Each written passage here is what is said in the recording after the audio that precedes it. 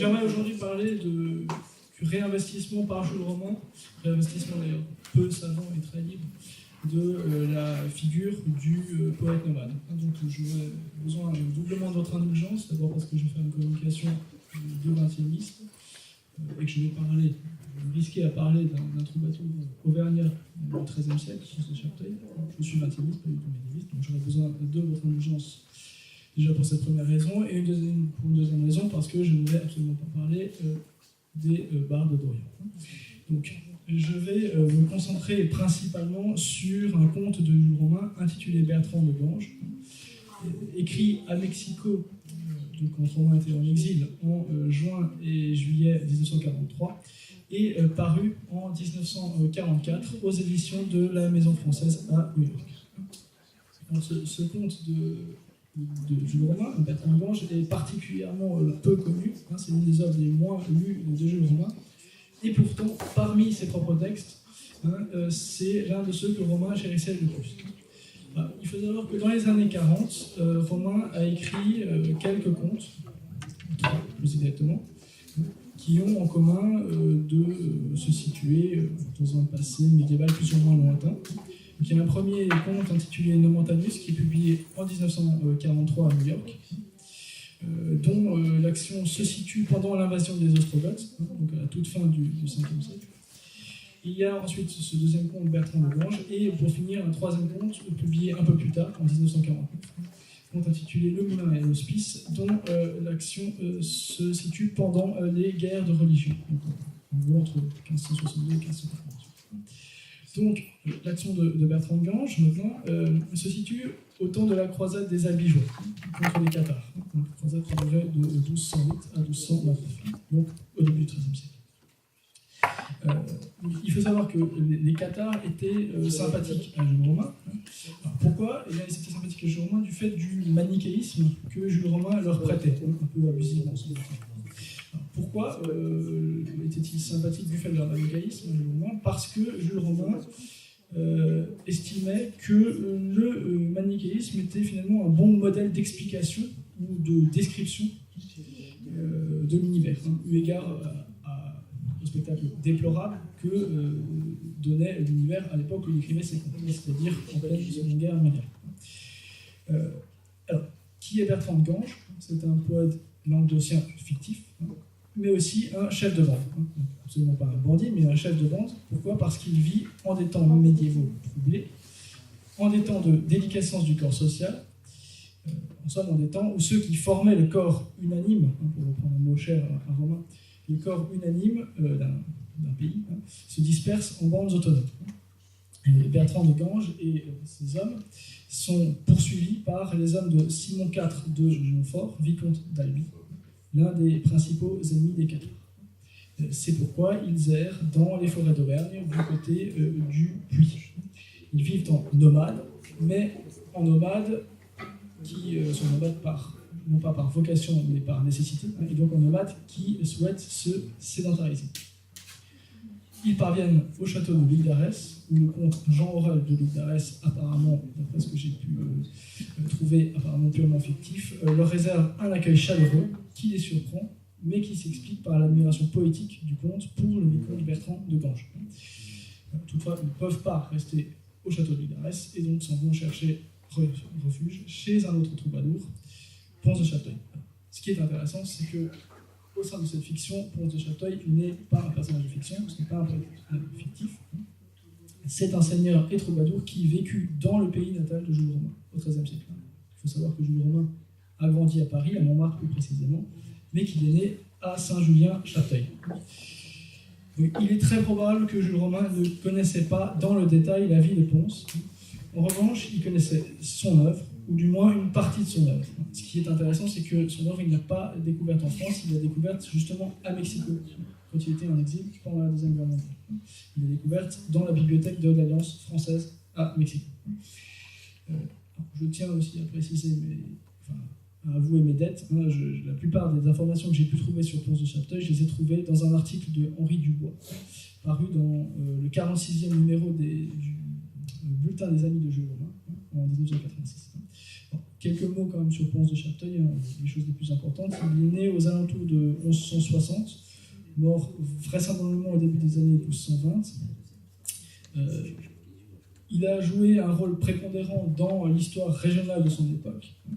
Il n'a pas participé à la croisade des Albigeois, mais il n'était pas pour autant vraiment l'ami des Cathares. S'il ne participe pas à la croisade, c'est parce qu'il est pro-occitan, donc ennemi de Philippe Auguste, donc par conséquent, dans le conte de Jules Romain, il est l'ennemi de ceux qui poursuivent Bertrand.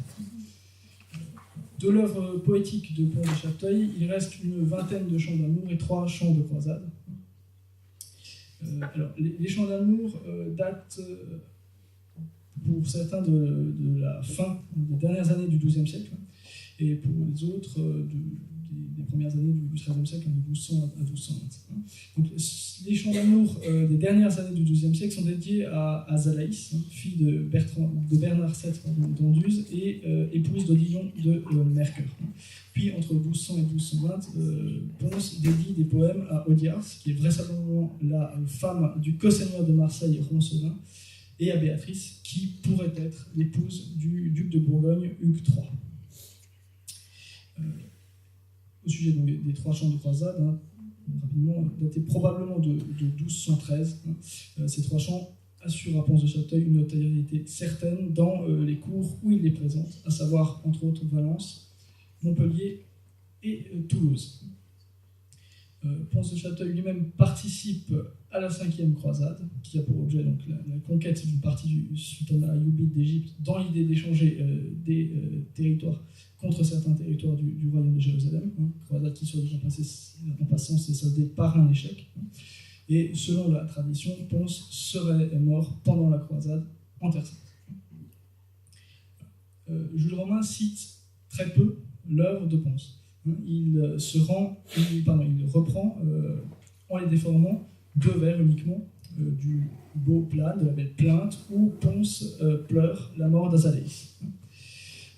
Ce plan est composé de 7 strophes, et Jules Romain paraphrase 2 vers de la 3e strophe, qu'il sort d'ailleurs volontairement de leur contexte, pour pouvoir les appliquer à la situation politique, morale, culturelle, j'allais dire presque cosmique, qui est celle de Bertrand, et qui est, on comprend bien, celle aussi et principalement de l'homme moderne. Donc, les 2 vers de Ponce sont les suivants, je les lis en français moderne. « Joie est enfuie et plaisir est perdu, le monde entier est réduit à rien ». Dans la version paraphrasée de Jules Romain, ça donne « Joie est détruite et jeunesse est perdue, le monde entier est poudre dans la main ». Donc Jules Romain cite très peu Ponce de Châteuil, il le cite de manière infidèle, de manière peu fidèle, mais en revanche il cite beaucoup les poèmes de Bertrand de Gange. Plutôt, il prête une abondante œuvre poétique à Bertrand de Gange, œuvre poétique dont évidemment il est lui-même l'auteur.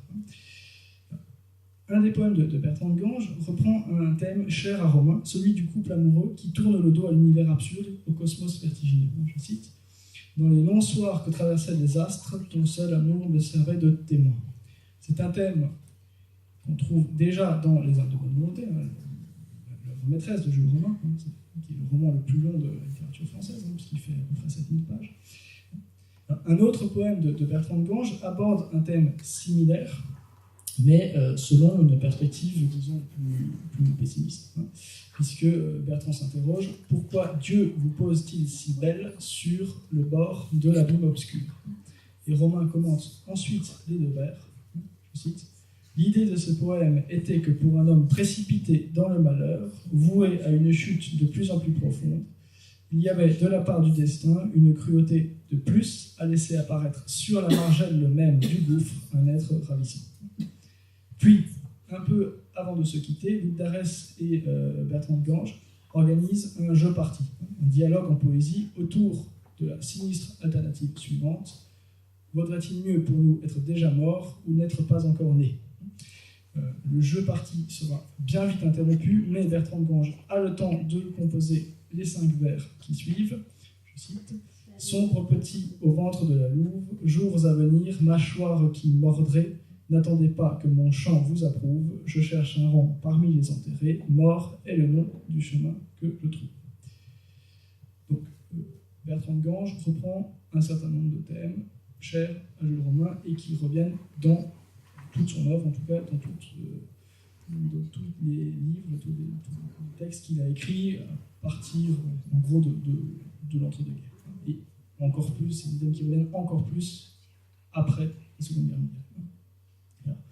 Il y a une question importante, c'est celle du, ce qu'on peut appeler le nomadisme forcé, le nomadisme par nécessité, qui, soit dit en passant, ne semble pas favorable à l'activité poétique, puisque Jules Romain fait dire à Bertrand de Gange: depuis que je vis cette vie de fugitif, je n'ai plus le goût de composer un chant. Donc Jules Romain, en fait, devant le spectacle chaotique du XXe siècle, craignait que l'homme européen ne soit obligé de renoncer aux vastes structures sédentaires que sont les nations, les États, les villes, et il craignait que l'homme européen soit obligé de revenir à un mode de vie nomade. Ce qui, aux yeux de Romain, s'apparenterait évidemment à une régression.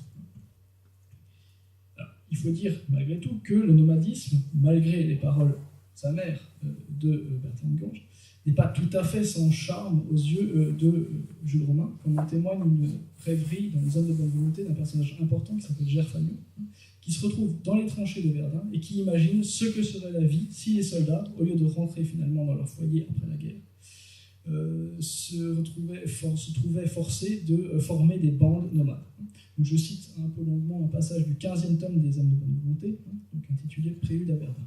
Je cite: Gerfagnon voyait la guerre durer, peu à peu il n'arrivait plus d'ordre de l'arrière, ni de ravitaillement, les armées se défaisaient l'une de l'autre, s'en allaient chacune par lambeaux, elles partaient par unités plus ou moins grosses, alors commençait une vie faite de hasard, les bandes cherchaient où il pourrait y avoir quelque chose à manger, elles progressaient de plus en plus loin, d'une commune à l'autre, suivant les routes, le fil des vallées, les indications du flair. Jules Romain précise tout de même: naturellement, il n'était pas défendu de rester quelque part si l'on s'y plaisait. Donc il insiste bien sur le fait que ce nomadisme est un nomadisme forcé. Un nomadisme donc forcé, comme je viens de le dire, qui s'apparente, aux yeux de Jules Romain, j'insiste, à une décadence. On voit aussi que malgré tout, la rêverie de ce personnage qui s'appelle Gerfagnon n'est pas dépourvue d'un certain charme. Lui-même, d'ailleurs, s'imagine prenant la tête d'une bande qui entrait les forêts du Mégale, dans le Velay, le pays natal de Jules Romain. Et on voit, encore une fois sur dit en passant, que Michel Onfray n'est pas l'inventeur du recours aux forêts. Il y a eu un débat il y a 3 semaines, ici même. Gilles Polizzi disait: non, c'est pas Michel Onfray l'inventeur du recours aux forêts, c'est un seigneur dans le traité du rebelle. Bon, on voit que c'est pas un seigneur non plus. C'est peut-être Jules Romain, c'est probablement pas Jules Romain, ça date probablement de bien plus tôt encore. Alors, un autre thème très important pour Jules Romain et qui est présent, au moins discrètement, dans Bertrand de Gange, c'est la tendance naturelle, malgré tout, de l'homme européen au nomadisme, mais à ce qu'on pourrait appeler un nomadisme conquérant. Alors, j'aimerais faire allusion maintenant à un autre texte de Jules Romain, un vaste poème qu'on peut qualifier d'épique, qui est intitulé L'Homme blanc. L'Homme blanc, c'est un poème au fond qui écrit en quelque sorte l'épopée de l'Europe. Et Jules Romain, il montre un homme européen intranquille, incapable d'arrêter jamais sa migration vers l'ouest.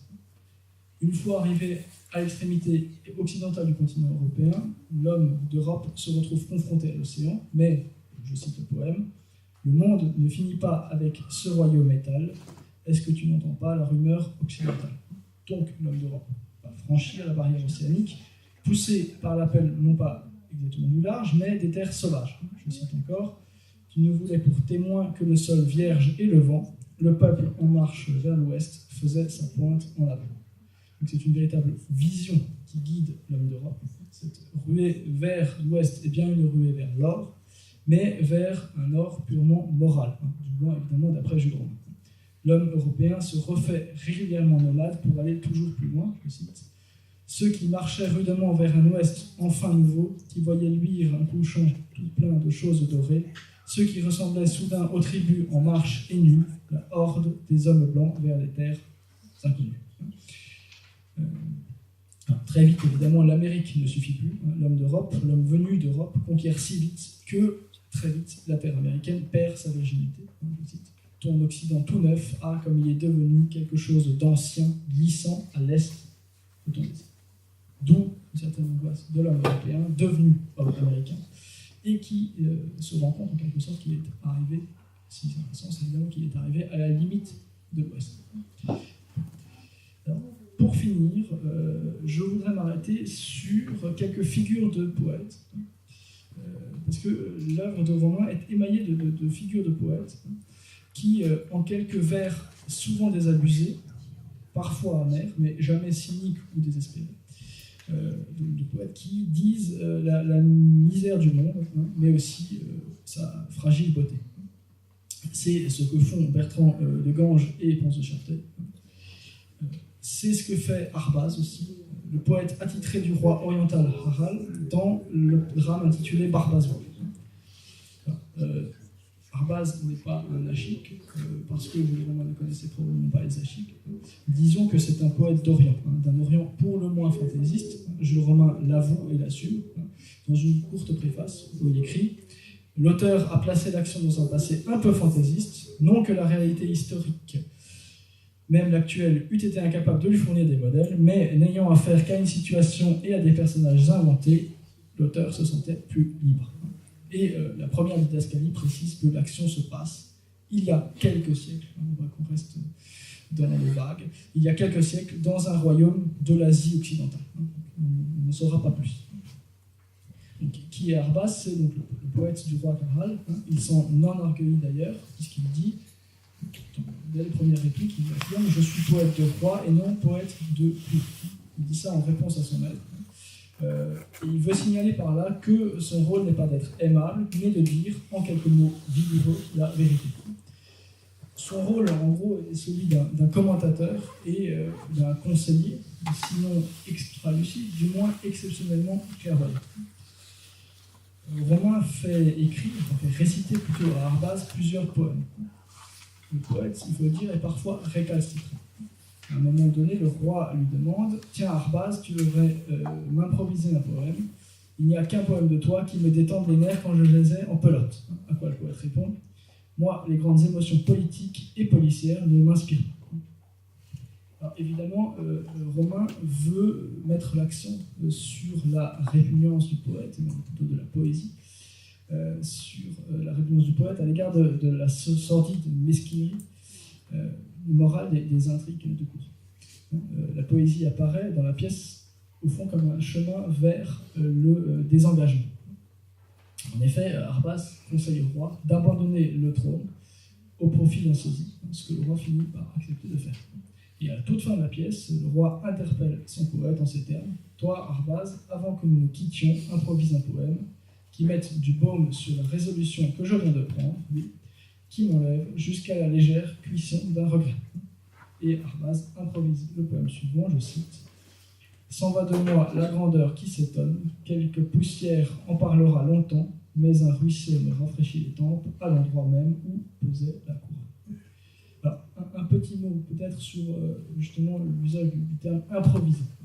Jules Romain met souvent dans la bouche de ses personnages, que ce soit le roi quand il commande un poème à Arbaz ou Bertrand de Ganges à propos de ses propres poèmes, il met souvent ce mot improvisé dans la bouche de ses personnages. Il va de soi qu'ils improvisent selon des règles extrêmement précises, qu'ils maîtrisent très bien, et qui sont aussi des règles extrêmement anachroniques, puisque ce sont les lois poétiques édictées par Jules Romain et son ami Georges Chalutière dans le petit traité de versification qu'ils ont fait paraître en 1923. Fin de la parenthèse. Donc, ces poèmes commentaires à la fois prophétiques et désabusés, Jules Romain les pratique lui-même dans un recueil paru en 1945 et intitulé Pierre levée. Recueil où, soit dit en passant, parce que c'est quelque chose d'important, recueil où réapparaît Arbaz, qui cette fois encore est au service d'un roi, qui n'est pas nommé, mais qui est qualifié de roi chauve et obèse. Jules Romain revient là-dessus, l'univers est mal conçu, tout y est frelaté, rien n'y a d'avenir. Je vais citer un des poèmes où justement la figure de ce roi corpulent et chauve apparaît. Le roi chauve mais obèse veut qu'on traque les devins, plus d'un grand seigneur abuse, les marchands mouillent leur vin. suite une liste de calamités, et le poème se conclut ainsi. Lui, le premier des astrologues, c'est le roi, par un calcul très ardu qu'il fit avec ses collègues, c'est que le monde est perdu. Est-ce bien le temps qu'on aille librement sur les marchés, vendre l'avenir aux filles, aux peuples, aux garçons couchés. Donc, le roi ne croit pas en son propre royaume. Et Jules Romain tient beaucoup à cette figure du seigneur démissionnaire, en quelque sorte, qui ne se fait pas d'illusions sur son propre pouvoir, ou sur la qualité ou la valeur de son propre pouvoir.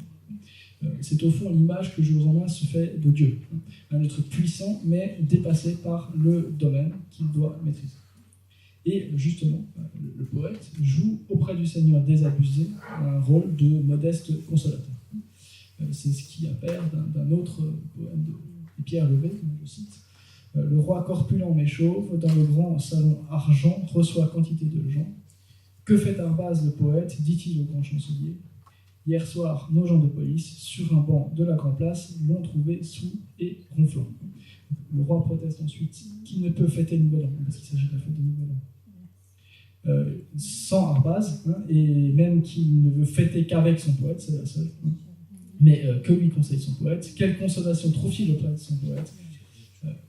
Le roi confie à Arbaz que la fin du monde est proche. Que faire, demande-t-il au poète. Il demande au poète ce qu'il doit faire, ce qu'il leur reste à faire, et Arbaz répond « Nous saouler et faire venir de province des fillettes à cajoler ». Donc évidemment, c'est une morale assez désespérée, ça va de soi. Finalement, ce que conseille le poète, c'est de renoncer à l'âme, ou il conseille, disons plutôt à l'âme, de trouver refuge dans le corps. Je n'ai pas le temps de développer ça. Je finirai en évoquant un dernier poème, toujours de Pierre Levé, où en fait on voit que parfois c'est le roi qui se fait le consolateur du poète, parce que le poète se plaint, il se plaint de manquer de notoriété, il se plaint aussi d'être incompris parce que, dit-il, il n'a, je cite, qu'un vrai lecteur au monde, c'est-à-dire le roi. Et pourquoi? Parce que, dit-il, les autres me goûtent par mode, et en s'adressant au roi, il dit, si vous changez, ils changent tous. Donc c'est au roi cette fois-ci de consoler le poète, et comment le console-t-il? En ces termes, il te resterait mon compère, donc si je t'abandonnais, il te resterait mon compère, la voix qui parle au fond de toi, mais si tu me lâches, c'est pire, je serai tout seul. Je finirai sur ces bagages romains, je vous remercie.